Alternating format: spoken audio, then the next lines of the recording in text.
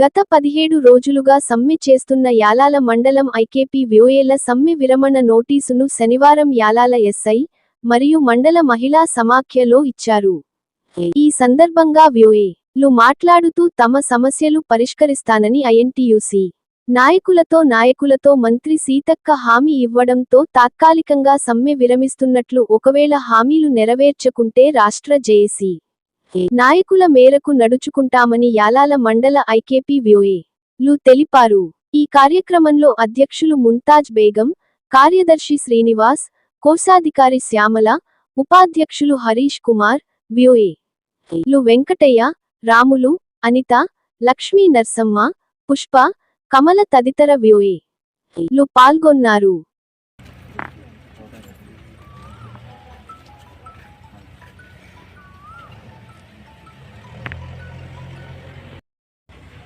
వివోఏలో సమ్మెలో భాగంగా రాష్ట్ర జేఏసీ పిలుపు మేరకు మన జిల్లాలో మన మండలంలో గత 17 రోజులు సమ్మె చేయడం జరిగింది.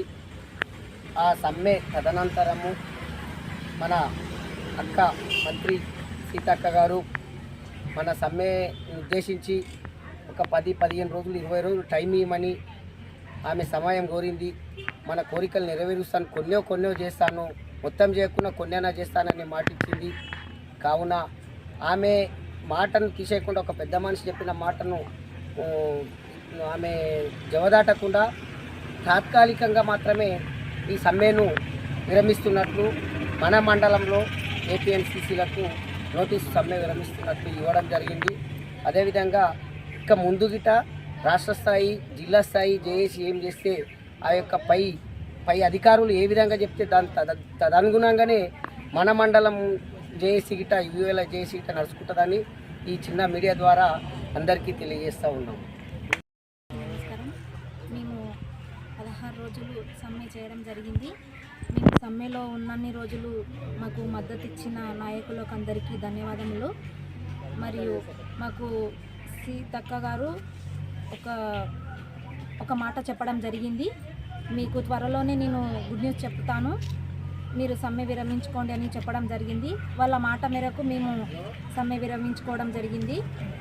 మరి సీతక్క గారు మాకు గుడ్ న్యూస్ చెప్పకపోతే మళ్ళీ మేము సమ్మె కొనసాగిస్తామని ఈ వీడియో ముందు చెప్పడం జరుగుతుంది.